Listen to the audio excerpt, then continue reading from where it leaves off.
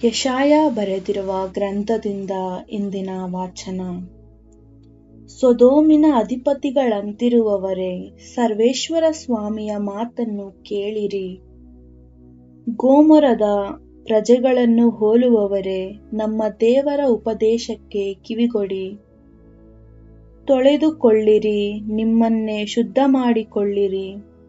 ಕಣ್ಣಿಗೆ ಕಟ್ಟಿದಂತಿರುವ ನಿಮ್ಮ ದುಷ್ಕೃತ್ಯಗಳು ನೀಗಿ ಹೋಗಲಿ. ಕೇಡನ್ನು ಬಿಟ್ಟು ಒಳಿತನ್ನು ಕೈಗೊಳ್ಳಿರಿ. ನ್ಯಾಯ ನೀತಿಗಳಲ್ಲಿ ನಿರತರಾಗಿರಿ.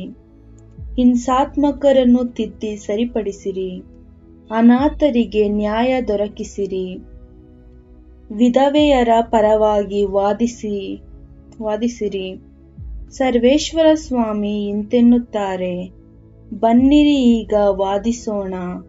ನಿಮ್ಮ ಪಾಪಗಳು ಕಡುಗೆಂಪಾಗಿದ್ದರೂ ಹಿಮದಂತೆ ಬಿಳುಪಾಗುವುವು, ರಕ್ತಗೆಂಪಾಗಿದ್ದರೂ ಉಣ್ಣೆಯಂತೆ ಬೆಳ್ಳಗಾಗುವುವು. ನೀವು ಮನಪೂರ್ವಕವಾಗಿ ನನಗೆ ವಿಧೇಯರಾದರೆ ಈ ನಾಡಿನ ಸತ್ಫಲವನ್ನು ಸವಿಯುವಿರಿ. ಇದಕ್ಕೊಪ್ಪದೆ ಪ್ರತಿಭಟಿಸಿದ್ದೇ ಆದರೆ ಸಾವಿಗೆ ತುತ್ತಾಗುವಿರಿ. ಸ್ವಾಮಿಯಾದ ನಾನೇ ಇದನ್ನು ನುಡಿದಿದ್ದೇನೆ. ಪ್ರಭುವಿನ ವಾಕ್ಯ. ಮತ್ತಾಯ ಬರೆದಿರುವ ಗ್ರಂಥದಿಂದ ಇಂದಿನ ಶುಭ ಸಂದೇಶ.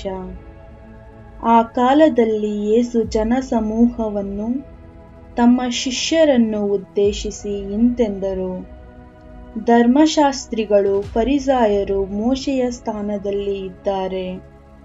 ಆದುದರಿಂದ ಅವರು ನಿಮಗೆ ಉಪದೇಶಿಸುವುದನ್ನೆಲ್ಲ ಆಲಿಸಿರಿ ಹಾಗೂ ಪಾಲಿಸಿರಿ. ಆದರೆ ಅವರ ನಡತೆಯನ್ನು ಅನುಸರಿಸಬೇಡಿ, ಏಕೆಂದರೆ ಅವರು ನುಡಿದಂತೆ ನಡೆಯುವುದಿಲ್ಲ. ಭಾರವಾದ ಹಾಗೂ ಹೊರಲಾಗದ ಹೊರೆಗಳನ್ನು ಕಟ್ಟಿ ಮಾನವರ ಹೆಗಲ ಮೇಲೆ ಹೇರುತ್ತಾರೆ.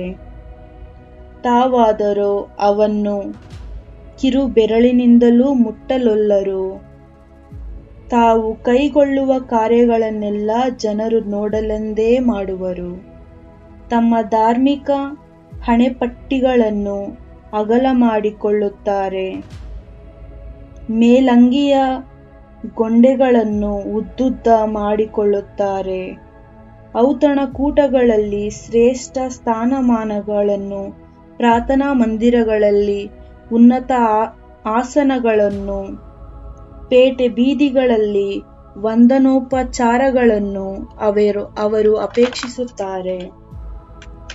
ಅದು ಮಾತ್ರವಲ್ಲ, ಗುರುವೇ ಎಂದು ಕರೆಸಿಕೊಳ್ಳಲು ಇಚ್ಛಿಸುತ್ತಾರೆ. ಹಾಗೆ ಕರೆಸಿಕೊಳ್ಳುವುದು ನಿಮಗೆ ಬೇಡ. ನಮಗಿರುವ ಗುರುವು ಒಬ್ಬರೇ ಮತ್ತು ನೀವೆಲ್ಲರೂ ಸಹೋದರರು. ಇಹದಲ್ಲಿ ನೀವು ಯಾರನ್ನು ಪಿತನೇ ಎಂದು ಸಂಬೋಧಿಸಬೇಡಿ, ಏಕೆಂದರೆ ನಿಮ್ಮ ಪಿತ ಒಬ್ಬರೇ, ಅವರು ಸ್ವರ್ಗದಲ್ಲಿದ್ದಾರೆ. ಒಡೆಯ ಎಂದು ಕರೆಸಿಕೊಳ್ಳಬೇಡಿ, ಏಕೆಂದರೆ ನಿಮಗಿರುವ ಒಡೆಯ ಒಬ್ಬರೇ, ಆತನೇ ಕ್ರಿಸ್ತ.